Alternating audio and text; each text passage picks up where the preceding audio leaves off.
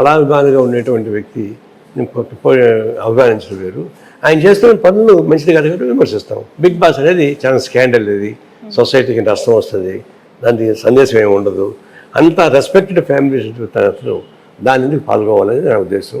దాని మీద నేను విమర్శించే మాట వాస్తవమే.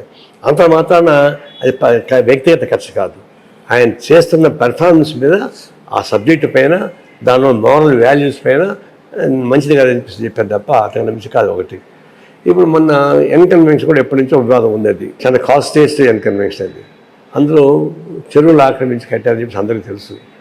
అయితే రేవంత్ రెడ్డి వచ్చిన తర్వాత దాన్ని ముందు యాక్షన్ తీసుకున్నాడు.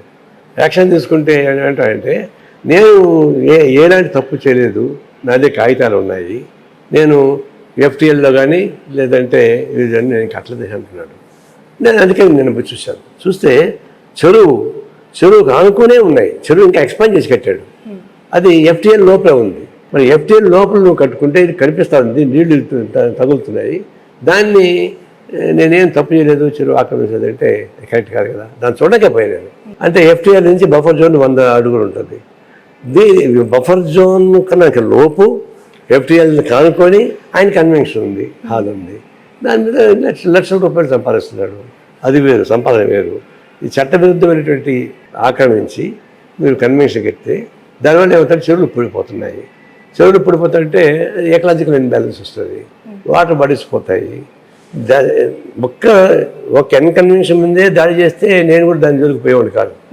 మొత్తం హైదరాబాద్ సిటీ మొత్తం కూడా అటువంటి వస్తున్నాయి. మేము మొట్టమొదటి కూడా మేము చెప్తుంటాం, వికారాబాద్ నుంచి ఇబ్రహీంపట్నం దాకా పెరిగిన నాలా ఉంది, దాన్ని మొత్తం కబ్జాలు అయిపోయాయి కాలువలు. అందుకే నీళ్ళు అక్కడ వర్షం పడితే ఊర్ల మీదకి వస్తుంది తప్పితే చెరువులకు పోవడం లేదు. అది ఒకటి పెద్ద ప్రాబ్లం. రెండవది, చెరువుల కుంటలు పూడ్చిన తర్వాత ఒక అరగంట వర్షం పడితే 4-5 గంటలు మొత్తం ట్రాఫిక్ బంద్ అవుతుంది. మీరు కూడా చూశారు కదా, ఎందుకు బంద్ అవుతుంది, ఎన్నో ఎందుకు వస్తున్నాయి, దానికి సంబంధించిన చెరువులు కాలువలు సక్రమంగా ఉండి దాన్ని అది పోయేవి కదా, ఊరు మీద పడేటివి కాదు కదా. ఇవన్నీ నష్టం వచ్చిన మాట వాస్తవం. చాలామంది వ్యాపారస్తులు ఇంజనీరింగ్ కాలేజీ వ్యాపారం చేసేవాళ్ళు, తర్వాత ఫంక్షన్ హాల్స్ కట్టుకునేవాళ్ళు, రియల్ ఎస్టేట్గా బిల్డర్ కట్టేవాళ్ళు, విలాసవంతంగా ఫామ్ హౌస్ కట్టుకునేవాళ్ళు, వాళ్ళంతా కూడా ఇవన్నీ ఆక్రమించి కట్టుకున్నారు. ఎవరైనా పేదవాళ్ళు ప్రభుత్వం భూమిని పోయి గుడిసేస్తే ఓని ఎంటబడతారే, మరి వాళ్ళు వ్యాపారం చేస్తారు, లక్షల కోట్ల రూపాయల డబ్బులు వసూలు చేసుకుంటారు. అది ఇంకోవైపు ఎకలాజికల్ ఇన్బ్యాలెన్స్ వస్తుంది, సమాజం నష్టం వస్తూ ఉంది, వాటర్ బాడీస్ లేకుండా పోతున్నాయి, పచ్చదనం ఎగిరిపోతూ ఉంది.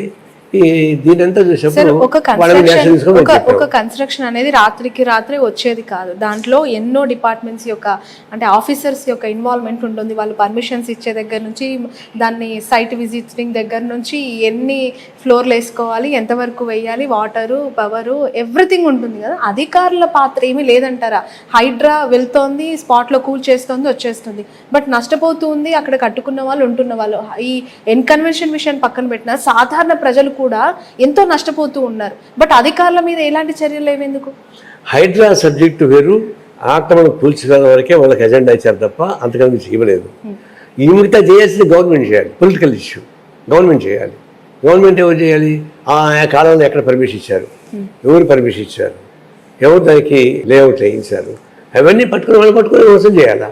ఎవరైతే కల్పిస్తూ వాళ్ళు వదిలిపెట్టి మీరు మాట్లాడుకుంటుంది అంటే అప్పుడు ఇల్లీగల్గా లేఅవుట్లు వేసినవాడు, ఇల్లీగల్గా అమ్మినవాడు, దాన్ని రిజిస్టర్ చేసినవాడు, దానికి పర్మిషన్ ఇచ్చిన వాళ్ళందరూ దీనికి అకౌంటబిలిటీ కావాల్సిందే, వాళ్ళపైన యాక్షన్ తీసుకోవాల్సిందే మా డిమాండ్. అదే కొనసాగిస్తున్నాం. సార్, ఏ ల్యాండ్ అయినా తీసుకునేటప్పుడు దానికి సంబంధించిన ఆథెంటిక్ డాక్యుమెంటేషన్స్ కావచ్చు, దాని పూర్వపరాలన్నీ చెక్ చేసి తీసుకునే వాళ్ళు కావచ్చు, అమ్మే వాళ్ళు కావచ్చు చేస్తూ ఉంటారు. ఇప్పుడు నాగార్జున 2 సార్లు ఎక్స్ వేదికగా తన ఆవేదనను వ్యక్తం చేశారు. అది ఖచ్చితంగా ప్రైవేట్ ల్యాండ్, ఒక పట్టా భూమి, ఒక అంగుళం గజం కూడా నేను కబ్జా చేయలేదు అని పదే ఆయన ట్విట్టర్లో మెన్షన్ చేస్తూ ఉన్నారు. మీరేమో కాగితాలు ఎన్నైనా చూపించవచ్చు అని చెప్పి చెప్పండి. నేను ఛాలెంజ్ చేశాను, నేను వస్తానికి మీరు కూడా రండి, ఆ చెరువు చూద్దారండి, చెరువు కానుకొని ఎక్కడ చూద్దారండి, బఫర్ జోన్ ఎక్కడ కనుక్కొని పెట్టండి, ఎఫ్టీ ఎక్కడ చేయాలి మీరు చెప్పండి. కాగితాలు చూపించుకొని డైలాగులు, సినిమా డైలాగులు, కాగితాలు ఉంటాయండి. ఎవరు లంచాలు తీసుకుంటారండి వాళ్ళు, వాళ్ళకేం తెలుసు, కోర్టులో ఉండే వాళ్ళకి ఇంకోళ్ళకి కాగితాలు రాసి ఇచ్చేస్తారు వాళ్ళు. ఇప్పుడు నాగార్జున లంచం ఇచ్చి తీసుకున్నారు, కట్టారంటారా? టీఆర్ఎస్ గవర్నమెంట్ రాకముందరగా దాన్ని కూల్చేయాలని ప్రయత్నించారు. టీఆర్ఎస్ గవర్నమెంట్ రాగానే దాని మీదకి వెళ్ళారు, మనుషులకి సైలెంట్ అయిపోయారు. ఎందుకు సైలెంట్ అయ్యారు టీఆర్ఎస్ వాళ్ళు? ఏం ప్రయత్నం జరగలేదా? ఎవరికి ఆయన డబ్బులు ఇవ్వలేదా? అన్నీ ఉన్నాయి. జరగడం లేదు. ఎన్కన్వెన్షన్ విషయంలో చేతులు కొన్ని కోట్ల రూపాయల చేతులు మారాయని అనేక మంది నాయకులు కూడా మాట్లాడుతూ ఉన్నారు. అది నిజమే అంటారా? టీఆర్ఎస్ గవర్నమెంట్ అందుకే సైలెంట్గా ఉండిపోయింది, ప్రతిపక్షంలో ఉన్నప్పుడు మాట్లాడిన వాళ్ళు ఇప్పుడు ఎందుకు మాట్లాడట్లేదు? అదే కానీ మనం అర్థం చేసుకోవాల్సింది. అప్పుడు మాట్లాడాలి, ఇప్పుడు ఎందుకు మాట్లాడలేదంటే చేతులు తెరిచాయి కాబట్టి. చేతులు తెరిచాయి కూడా జోలికి పోవడం లేదు. ఆయన పెద్ద ప్రాబ్లం కాదు. 200-300 కోట్లు చేయడం పెద్ద కష్టం కాదు. నేను నెలకి దాదాపుగా 15 కోట్ల రూపాయలు వస్తాయి దాని నుంచి. అది పెద్ద కష్టం ఉంది. అదే నేను చెప్పేది. చట్ట విరుద్ధంగా తీసుకొని అది చట్టబద్ధం చేసుకోవడానికి చేసే ప్రయత్నంలో అనేక మతలబులు చేయొచ్చు. ఉదాహరణ కొంతమంది ఏం చేశారంటే ప్రభుత్వ భూమిని నోటరీ ద్వారా సర్టిఫికేట్ తీసుకొని నోటరీ ద్వారా ఒక్కొక్కరికి 5 సెంట్లు 5 సెంట్లుగా అమ్మేశారు.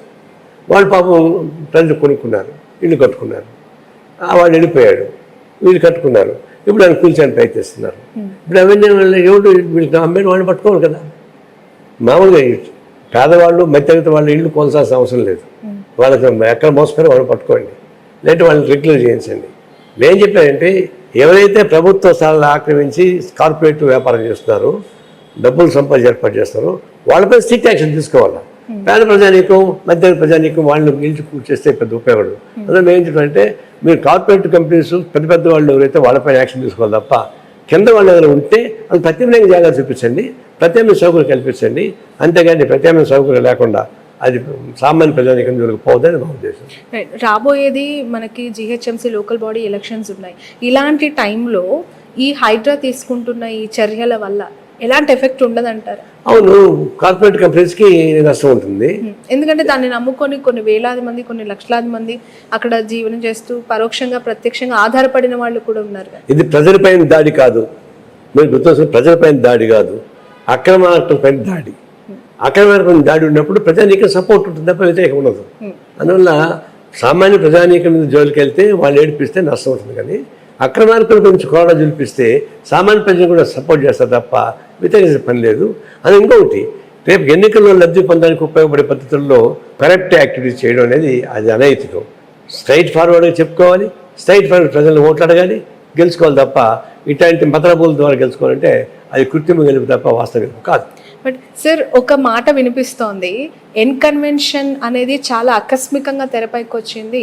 బుల్డోజర్లు వెళ్లాల్సిన జన్వాడ ఫామ్ హౌస్ల మీదకి రాత్రికి రాత్రి ఏం జరిగిందో ఎన్కన్వెన్షన్ సైడ్ డైవర్ట్ అయ్యాయి బుల్డోజర్లు. ఇప్పుడు నేను మిమ్మల్ని మీరు నన్ను ఏమనంటే నన్ను అంటే అన్నావు వాళ్ళని కొట్టి చూద్దాం అని చెప్పేసి నెట్టుకొని వ్యాపారం ఎక్కడ స్టార్ట్ చేశారు, జరుగుతాం దోశ పెట్టి అన్నీ జరుగుతాయి.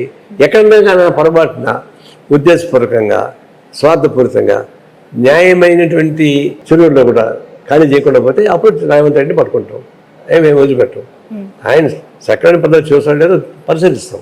వన్ ఫైన్ మనీ మొత్తం ఒక చోట వరకు సక్రమంగా చేశారు రేవంత్ రెడ్డి.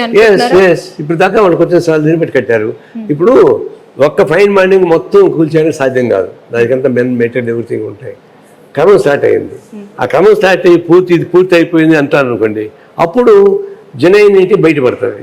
అప్పుడు ఫైట్ చేయడానికి అవకాశం ఉంటుంది. ఖచ్చితంగా జన్వాడ ఫామ్ హౌసెస్ పైన చర్యలు తీసుకుంటుందా హైడ్రా, అంత డేర్ చేస్తుందా అనే క్వశ్చన్. ఎందుకు అంటే అందులో ప్రతిపక్ష పార్టీల వాళ్ళ ఫామ్ హౌస్లు ఉన్నాయి అనే దానికంటే స్వతహాగా కాంగ్రెస్ పార్టీలో ఉన్న మంత్రుల ఫామ్ హౌస్లే ఎక్కువగా ఉన్నాయి అనేది ఒక వార్త. నేను అనేది అదేంటండి, మా వాళ్ళు ఉంటే కూడా ఎవరైనా సరే నేను ఖాళీ చేశాను చెప్పాడు రేవంత్. అదే మాట పని నిలబడు.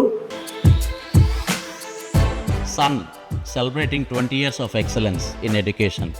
Come join us.